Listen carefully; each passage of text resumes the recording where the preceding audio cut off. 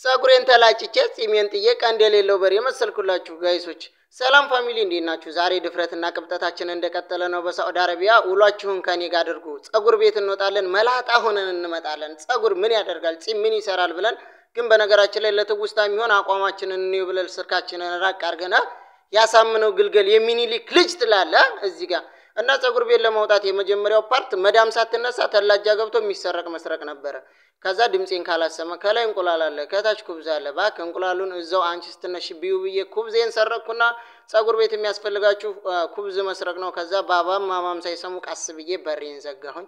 በመቀጠል እዚች ጋር ምሳቃ የምታክል መኪና ይችን እየነዳ ኬዳላ አላየም። ይችን ምሳ ብላባት ብዬ ባባን ያው ምርኩዜንና ኩብዜን ይዤ ቆሰቆስኩት። የደሃ ቀንጦ ያፏጫል በቂጡ ጥጋቤ እኮ ነው ሰው ይችን የመሰለ መኪና እየነዳ ቢሄድስ ያው አይለፍለት ያለው ደሃ ማለት ነው።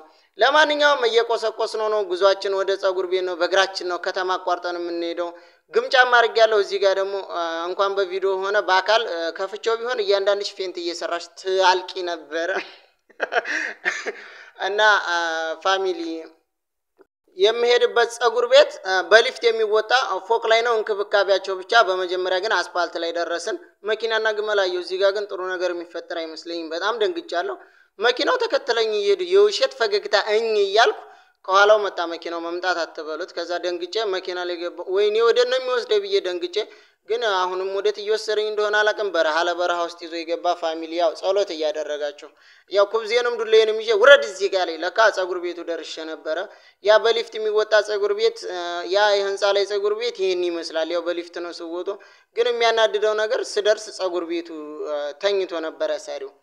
እና ተነሳ አንተ አخያ ትተኛለህ ምናምን ብዬ ገላምጬ በነገራችን ላይ በጣም ክቡር ደንበኛ ነኝ።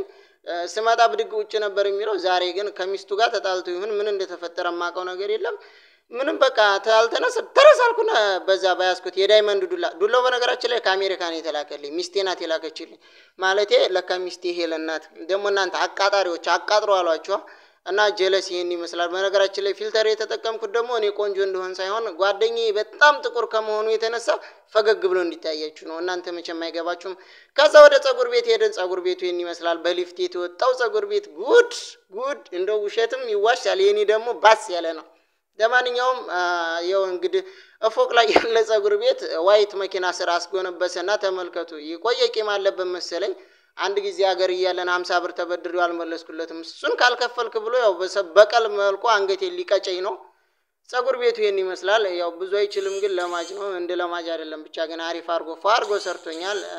ይመቸው በጥቅሉ ይመቸው ነው የሚባለው። ይሄ አናታ እና ጺሜንም እዚህ ጋር ጸጉሬን ልላጨው አላለኝ መሰለ። እንዲህን የመሰለ ዞማ ጸጉር ኢትዮጵያ ውስጥ እኮ አለ የተባለው የኔ ጸጉር ነው ምናምን ብዬ ገላመጥኩት። በቃ ቅርጽ ላውጣለህ ብሎ ቅርጽ አወጣልኝ። የሱ ጸጉር ክርንችፍ ጸጉር ካንተ እኮ የኔ 10 እጅ ይሻላል ብዬው አረ ሰው እንዳይሰማ እንደዚህ ስትለያለኝ ያው ጸጉሬን ተሰራው። ደግሞ እዚህ ጋር እያሽቃበጥኩ እኮ ነው። ይደርዛ ጥናጃ ይሰጥናጃ አመዳም እና በዚህ መልኩ ያው ጸጉር ቤቱ በጣም መሰራት ለምፈልጉ ሰዎች አልገሲም አልገምራ ብላችሁ ከመጣችሁ ፋፈሽ አርጎ ይልካችኋል። ልጅቱ በጣም ጸጉር ሰሪ ነው። ግን በእኔ ተለማምዶ ሀገር አሁን ጸጉር ቤት ነው የምከፍተው እያለ ነው። እየሄዳችሁ ትሰራላችሁ። እና በዚህ መልኩ ፋፈሽ ብለናል።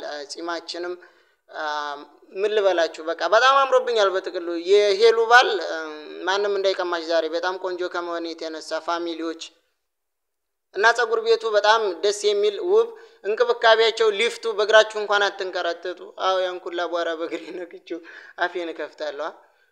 እና በዚህ መልኩ ፋርጎኛል። በነገራችን ላይ ያው ከአንዳንድ ጸጉር ቤት ይሻላል። ግን በነገራችን ላይ ማራይምን በባለፈው ከተማ ወጥቼ ይሄን ጸጉር አንሰራም ብለው በጣም ተሰምቶኝ ነበር። እና ወንድሜ በዚህ መልኩ ፋርጎኛል። በጣም የምወደው ጓደኛዬ ነው። እያያችሁት ነው። ትንሽ ጠቆር ይላል ግን እሱ ጥናጃም ብጤ ነው። እና ለማንኛውም ሙሉዎችን ይሄን ይመስላል። ፎሎ ላይክ ማድረግ እንዳይረሳ። ዩቲዩብን እየገባችሁ ደግሞ ሰብስክራይብ አድርጉ። ባዮ ላይ አለላችሁ ሊንኩ። አይካላችሁ በዚህ በዳይመንድ ዱላ እያንዳንድሽ ቂጥሽን ነው የምቆርጥሽ። ይመቻቸው። መልካም ቆይታ